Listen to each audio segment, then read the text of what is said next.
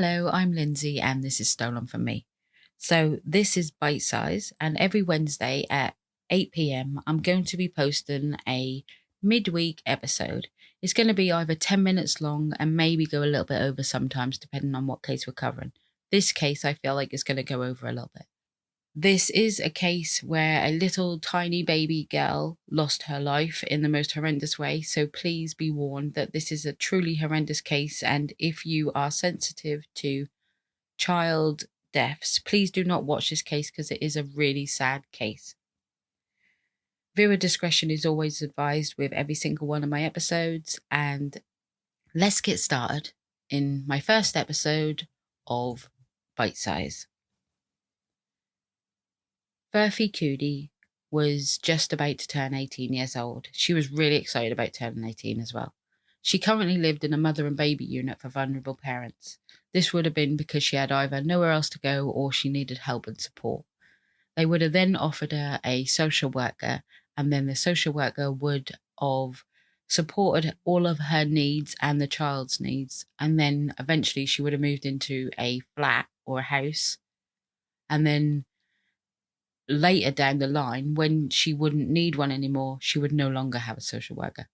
At the time this happened, it is said that she did not have a social worker, which is a big flaw. Some reports say that she had her own flat, but there was a video posted online on YouTube that some girl said that she was actually Berthy's sister and she did not have her own flat. She did, in fact, live in this mother and baby unit. So Verfi was so excited about her birthday. She wanted to spend time with her boyfriend and her friends. I believe the boyfriend was not actually the baby's dad. And like many parents, if they want to go out, they would make their first priority a babysitter. So they would, sort out the childcare before they sorted out their birthday. Because then, everything's fine then, isn't it? Verfi did not sort out a babysitter.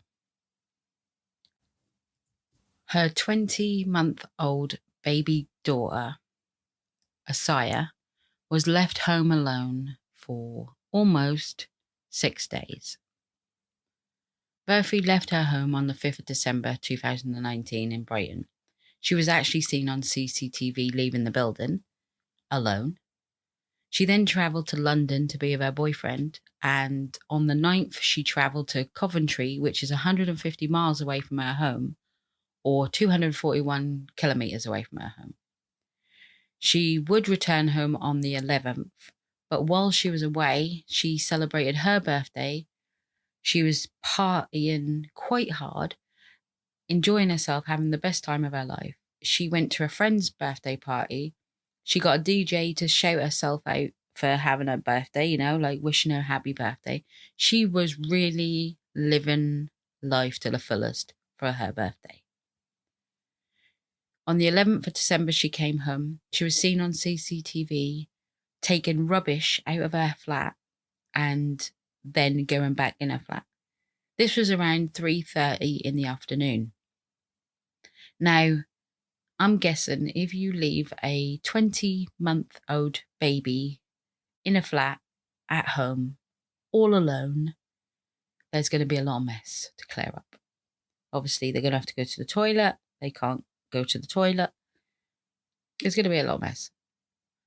So instead of your priority, which obviously she has none, of taking care of your child, which she didn't, but instead of coming home, taking care of your child at 3:30, getting her help she needs, she decided to take some rubbish out, probably clean the flat up a bit because it's going to be a bit of a mess. She decided to post on her Twitter page that she was selling concert tickets the day she came back. And finally, 6:20 that evening, around just under 3 hours later, an ambulance showed up and Verfi was said to look incoherent, distressed and distraught. Her little baby, on the other hand, her little beautiful baby girl was lying lifeless on the floor. The paramedics discovered that Asaya was not breathing, and they rushed her to hospital, which sadly she was pronounced dead on arrival. A post-mortem examination was conducted and she had died through starvation, influenza, which is the flu, and reports of dehydration and a severe nappy rash. Now, in an interview, Verfi said that she did not leave her child home alone. The only time she left her flat was to go to London, and she took her baby with her. But CCTV shows that she's lying, and also footage on her phone from when she was actually having the best time of her life shows she was lying. If you think of the post-mortem, so the cause of death, like I said, was starvation, influenza, dehydration, and a severe nappy rash. Can you imagine a 20-month-old child being in a apartment, flat, whatever it is, 6 days, almost 6 days, barring 2 hours basically, alone day and night, hungry, thirsty, needing a nappy change, needing a cuddle, needing a wash, needing to go to bed, not having anywhere to sleep because she probably just laid on the floor and slept. When she slept, she would have gone to the toilet anywhere. She would have been scared. I'm presuming she would have been scared and sad. She's 20 months old. This baby cannot go cook herself a meal and change her own nappy and, put herself to bed, give herself clean clothes. She can't do that. She's 20 months old. Day and night she was in that flat. Now, a little backstory on Verfi was she was supposedly from a loving, supportive family. Her sister said in the video that her mother and her would have done anything for her. She had all the support she needed.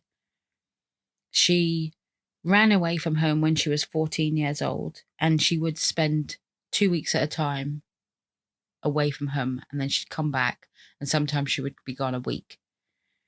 Now, the family tried to help her as much as they could, and they reached out and they all went to a family counsellor. It is said that Verfi did not say why she was acting out. She was clearly a troubled child. She was clearly going through something. And when she left home again, she was placed in protective care. Now, I don't think you're placed in protective care for nothing, are you? Yeah. Then she fell pregnant. She moved back home with her mother, and she was with her mum for a little while, and then she moved into the mother and baby unit. So she clearly had a troubled past, but her sister said that she always had support from her family. She doesn't understand why Verfi never gave the baby to them to look after while she went out for her birthday, because they would have looked after her. She said that she don't know who the father is. Well, she does know. She's only seen him once, but she don't really know him. I don't really know him either. I haven't found out anything really on him. It's said that she did struggle when she was younger. And then she obviously had her little baby when she was very, very young. However, this cannot be an excuse for what her behaviour did because of this reason. She was supposedly left her child up to 11 times on separate occasions. Now, her mother and baby unit pulled her up on this and said, "What are you doing?" She was under social services. But like I said, a social worker was not in place at the time of Asaya's death. Now, in the building where she lived, where Asaya was left for 6 days, there would have been staff members in that property. Now, in the property, that is said, I don't know how many apartments, like flats, little mini flats there would have been, but you would hear a child cry, wouldn't you? Now, the terrible terrible thing is this little darling baby girl was conditioned not to cry. She knew that if she cried out for you, for her mum wasn't going to come. So she was conditioned not to cry. That's why the staff said they did not hear her cry because they believed that she was conditioned to cry. Now, this is incredibly tragic. Can you imagine? I don't even actually know. This is a question. How long does a 20-month-old baby, take to condition to learn not to cry when their mother or father or whoever it is doesn't come from? How long would that take to condition a baby on, okay, I'm going to leave you here. Don't bother crying because no one's going to come and help you. This is what happened. This is so sad to think. I know this happens and I know being conditioned is a thing, but 20 months old, it's just so sad. People try so hard to have babies and then this happened. So it's believed that she went out clubbing, her DJ sort of shouted her out. She was having her best life while her baby was starving and dying on the floor. Verfi, while she was out clubbing with her boyfriend and her friends, was crying. She cried because she said that she missed her daughter. She said that she hasn't been away from her for this long before and she misses her, and she was crying. When she was crying, her daughter was laying there dying, so she didn't really care. Not once did she have a moment of sort of reality hit her and say, what the hell am I doing? I need to go home. What the hell am I doing? No, none of that. She stayed out for 6 days. So I have tried to stay neutral on this case, that I know that Verfi did have some kind of bad upbringing and she was a troubled child. She had her baby very young. She was in a mother and baby unit, so staff should have helped her. She should have had a social worker. She was let down by a lot of people. But this is why I do not think that my sympathy is with Verfi. CCTV from the shelter accommodation said that in previous months, she had left her baby unattended for 6 times. October the 23rd, she left her child alone for 7 hours, 18 minutes to go to a birthday party in Brighton. November the 7th, she left her baby alone to go out for 10 hours and 37 minutes. On 2 occasions, on November the 9th, she left her child alone for 17 hours and 13 minutes, followed by a further 33 minutes. November the 23rd, she left her home alone again for 2 days, 5 hours and 51 minutes to go to another birthday party. On November the 28th, she left her baby home alone for 11 hours and 35 minutes. Now, the judge said that this is particularly distressing to think that a baby had learned that crying did not equal help. Now, she did say that she was with her baby. She did say that she spent her time in her flat. She did not leave her flat. And when she did leave her flat, she took her baby with her to London. She told the paramedics that her baby was poorly and she was in bed with her all day, and she gave her milk and Calpol and she looked after her. But when she woke up, her baby was not waking up herself. So she called an ambulance. This is all lies. This was all found out to be lies. Verfi pleaded guilty to manslaughter and was sentenced to a whopping 9 years in prison. She will serve half of that time and possibly time taken off for remand, and she will be released when she's 23 years old. What do you think about this sentence? Do you think it's Verfi's fault that her daughter died? Do you think that is social services' fault? Do you think it's the mother and baby unit house that she lived in her fault? Do you think her family could have done more? bearing in mind the judge did say that Verfi had a personality disorder but did not take her mental illness into consideration, as this was not to do with her causing the death of her child. She also said that her pleading guilty to manslaughter, not murder, because she believes that she did not mean to cause her daughters harm, or she did not mean to kill her daughter. So basically, I don't agree with this part, because she left her 6 times and she was escalating from each time. She was getting further and further, leaving her for longer. And then finally, she left her for 6 days. She knew, it's said that she was clearly a very intelligent woman. The judge said it herself.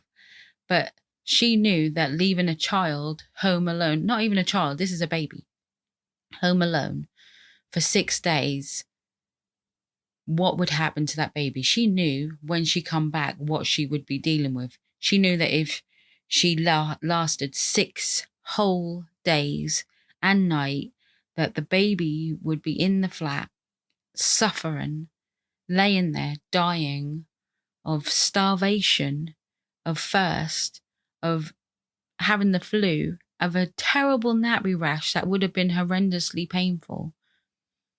Little baby Isaiah was let down in the worst possible way.